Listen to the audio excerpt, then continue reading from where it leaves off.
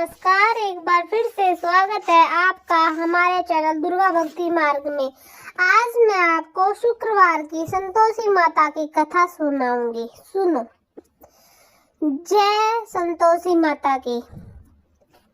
आज शुक्रवार के दिन आप सुनिए संतोषी माता की व्रत कथा। एक बुढ़िया थी और उसके 7 बेटे थे। 6 बेटे कमाने वाले थे और एक बेटा निकम्मा था। बुढ़िया माँ 6 पुत्रों की रसोई बनाती, भोजन करती और पीछे से जो कुछ बचता वह 7वें पुत्र को दे देती।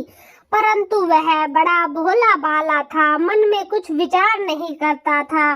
एक दिन वह अपनी बहू से बोला, देखो मेरी माता का मुझ पर कितना प्रेम है। वह बोली, क्यों नहीं, सबका झूठा बचा हुआ तुमको ही तो खिलाती है। वह बोला, ऐसा भी हो सकता है क्या? मैं जब तक आंखों से ना देखूं मान नहीं सकता। बहू ने हंसकर कहा, देख लोगे तब तो मानोगे। कुछ दिन बाद बड़ा त्योहार आया। घर में 7 प्रकार के भोजन और चूरमा के लड्डू बने। वह जांचने को सर के दर्द का बहाना कर पतला कपड़ा सिर पर ओढ़कर रसोई घर में सो गया। कपड़े में से सब देखता रहा। 6 भाई भोजन करने आए। उसने देखा माँ ने उसके लिए सुंदर सुंदर आसन बिछाए, 7 प्रकार की रसोई परोसी। वह आग्रह करके जिमाती रही। वह देखता रहा। 6 भाई भोजन कर उठे। तब माँ ने उनकी झूठी थालियों में से लड्डुओं के टुकड़ों को उठाया और एक लड्डू बनाया। जूठन साफ करके बुढ़िया माँ ने पुकारा, उठ बेटा, 6 भाई भोजन कर गए, अब तू भी भोजन कर ले, उठ, और तू कब खाएगा? वह कहने लगा, माँ मुझे भोजन नहीं करना, मैं परदेश जा रहा हूँ। माता ने कहा, कल जाता हो तो आज ही चला जा। बोला, हाँ आज ही जा रहा हूँ। यह कहकर वह घर से निकल गया। चलते समय उसे बहू की याद आई। वह गौशाला में कंडे उपले थाप रही थी। वह उसे जाकर बोला कि मेरे पास तो कुछ नहीं है, यह अंगूठी है, सो ले लो और अपनी कुछ निशानी मुझे दे दो। वह बोली, मेरे पास क्या है, यह गोबर भरा हाथ है। यह कहकर उसकी पीठ में गोबर के हाथ की थाप मार दी और वह चल दिया। चलते चलते दूर देश में पहुंचा। वहां पर एक साहूकार की दुकान थी। वहां जाकर बोला, भाई मुझे नौकरी पर रख लो। साहूकार को नौकर की जरूरत थी। साहूकार उसे बोला, तू नौकरी पर जा रहा? लड़के ने पूछा, तनख्वाह क्या रहेगी? साहूकार ने कहा, काम देखकर दाम मिलेंगे। साहूकार की नौकरी मिल गई। वह सवेरे 6 बजे से रात्रि 12 बजे तक नौकरी करने लगा। कुछ दिनों में दुकान का लेन देन, हिसाब किताब, ग्राहकों को माल बेचना, सारा काम करने लगा। साहूकार के 7-8 नौकर थे। वे सब चक्कर खाने लगे कि यह नया नौकर बड़ा होशियार है। सेठ ने भी काम देखा और 3 महीने के अंदर ही उसे मुनाफे का साझेदार बना लिया। 12 वर्ष में वह नामी सेठ बन गया और मालिक सारा कारोबार उस पर छोड़कर बाहर चला गया। अब बहू पर क्या बीती वह सुनो। सास ससुर उसे दुख देने लगे। गृहस्थी का काम पूरा उसी के पास कराने लगे। लकड़ी लेने जंगल में भेजते। इस बीच की रोटियों के आटे से जो भी भूसी निकलती उसकी रोटी बनाकर रख दी जाती और फूटे नारियल की नरेली में पानी। इस तरह उसके दिन बीतने लगे। एक दिन वह लकड़ी लेने जा रही थी कि रास्ते में बहुत सी स्त्रियां संतोषी माता का व्रत करती दिखाई दी।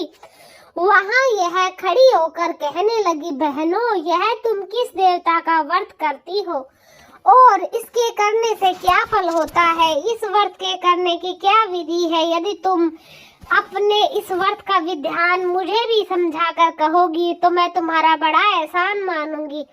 तब उनमें से एक स्त्री बोली, सुनो, यह संतोषी माता का व्रत है। इसके करने से निर्धनता, दरिद्रता का नाश होता है, लक्ष्मी आती है, मन की चिंताएं दूर होती है, घर में सुख होने से मन की प्रसन्नता और शांति मिलती है।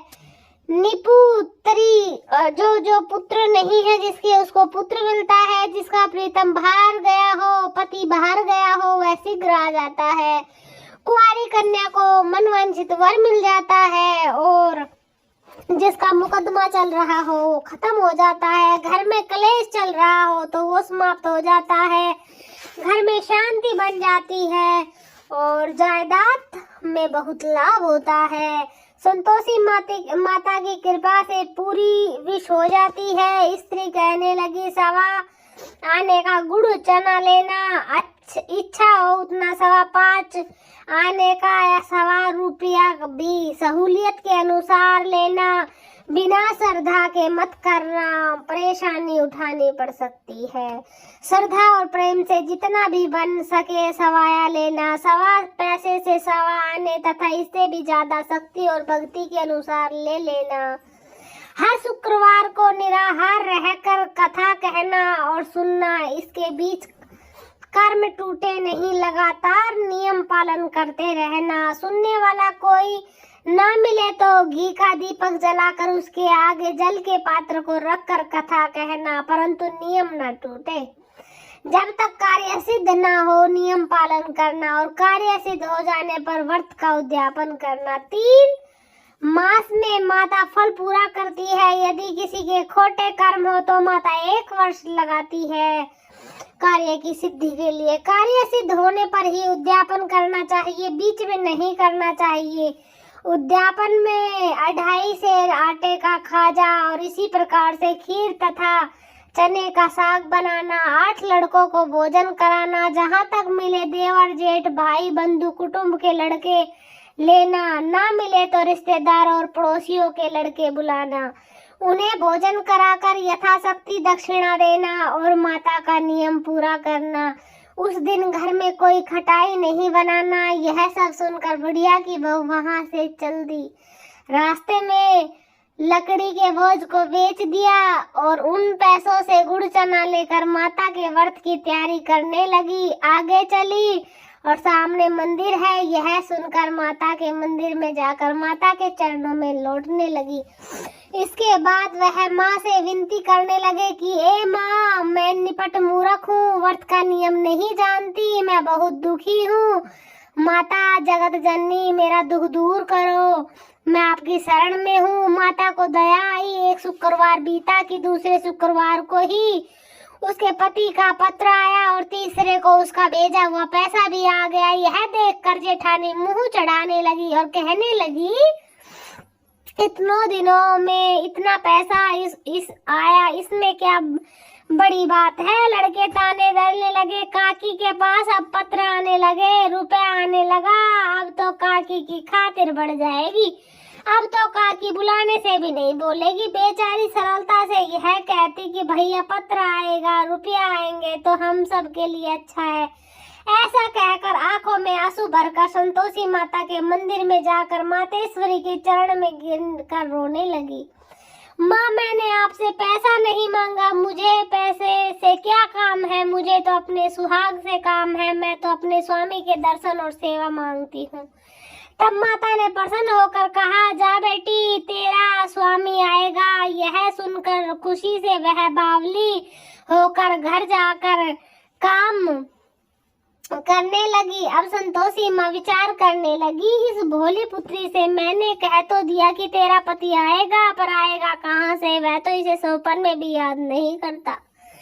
उसे याद दिलाने के लिए मुझे ही जाना पड़ेगा। इस तरह माता ने एक बुढ़िया के बेटे के पास जाकर सौपन में प्रकट होकर कहने लगी, साहूकार के बेटे, सोता है जागता? वह कहता है, माता, सोता भी नहीं हूँ, जागता भी नहीं हूँ, बीच में ही हूँ, कहो क्या आज्ञा है? माँ कहने लगी, तेरा घर बार कहाँ है या नहीं? बोला, मेरा सब कुछ है, माँ बाप है, भाई बहन है, मेरी एक घरवाली है, माँ बाप उसे दुख दे, माँ बोली माँ बाप उसे दुख दे रहे हैं, वह तेरे लिए तरस रही है, तू उसकी सुध ले। वह बोला माता यह तो मुझे मालूम है, परंतु जाऊं कैसे, परदेश की बात है, लेन देन का हिसाब नहीं, कोई जाने का रास्ता नजर नहीं आता, कैसे चला जाऊं। माँ कहने लगी मेरी बात मान, सवेरे नहा धोकर संतोषी माता का नाम लेकर घी का दीपक जलाकर दंडवत कर दुकान पर जा बैठना, देखते देखते तेरा लेन देन चुक जाएगा, जमा माल भी बिक जाएगा,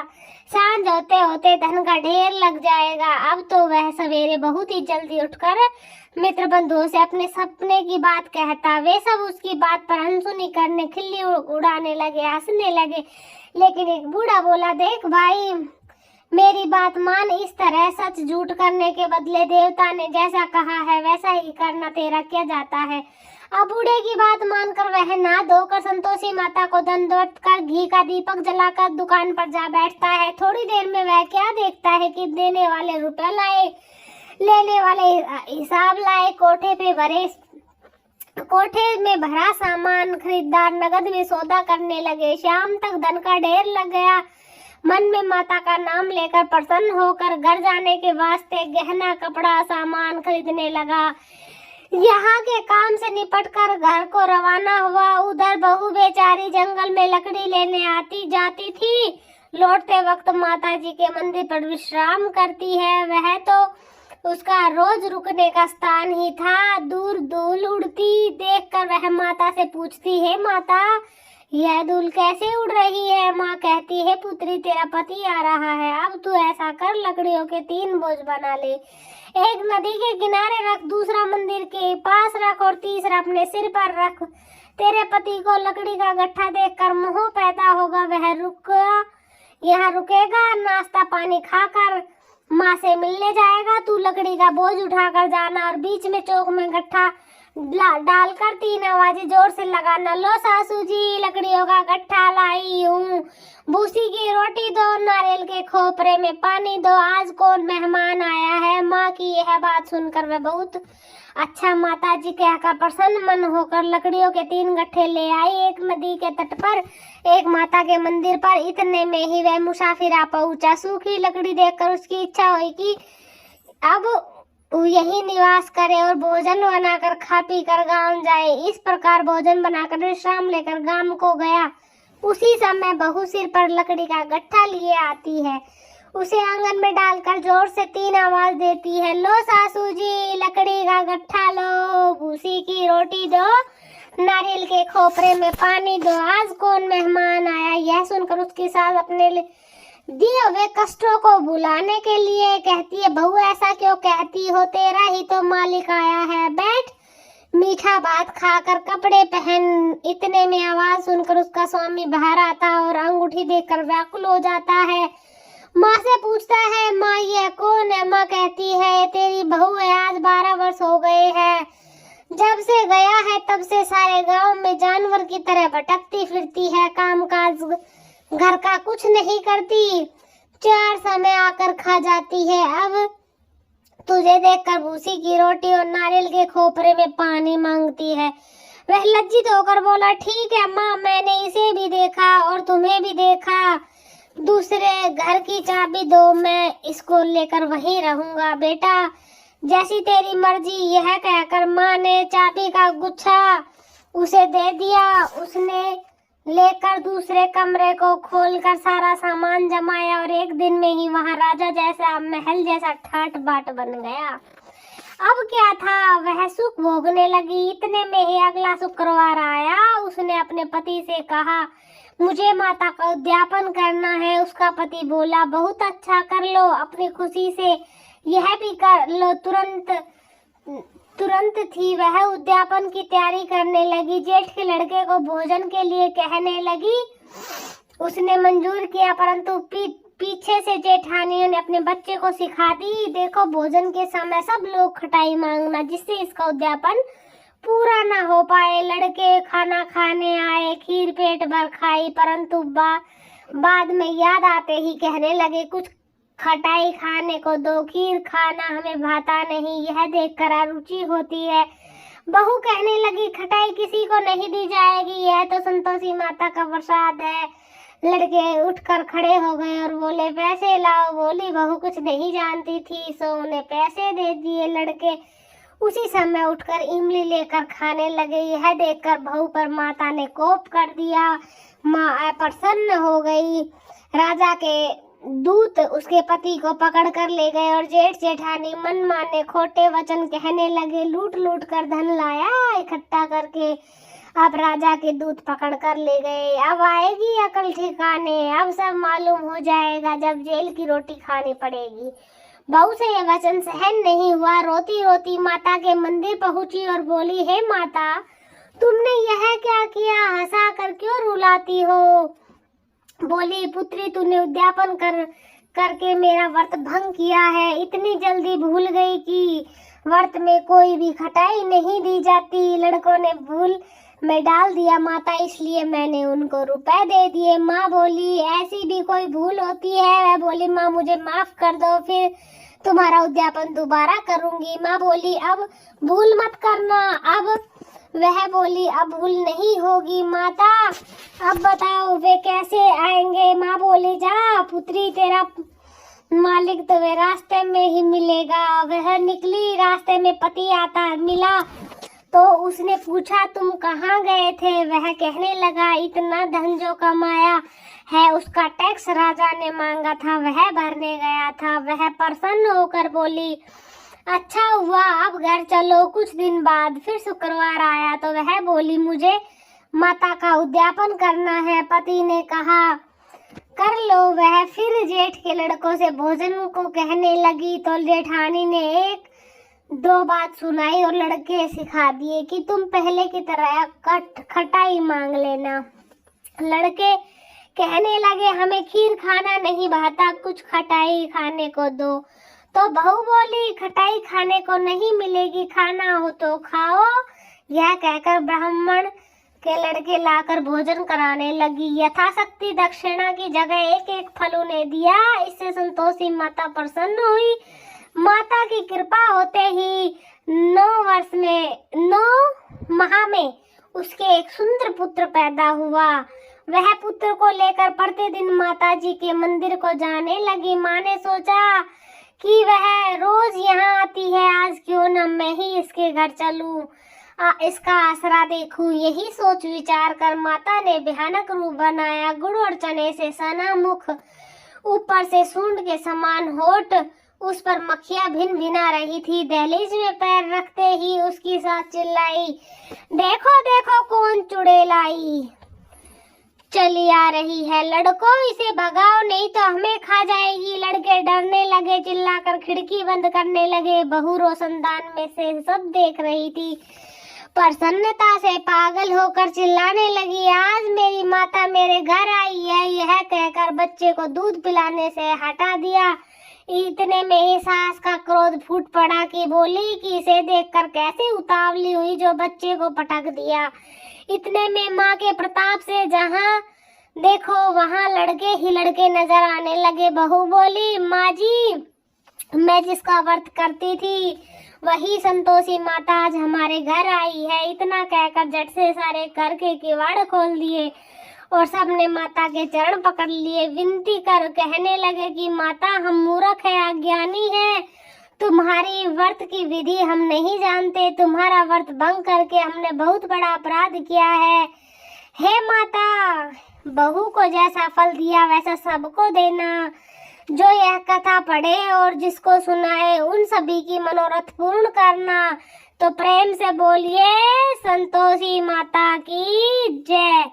आप सभी को कैसी लगी संतोषी माता की ये शुक्रवार की प्यारी सी कहानी? कमेंट में जरूर बताएं। धन्यवाद।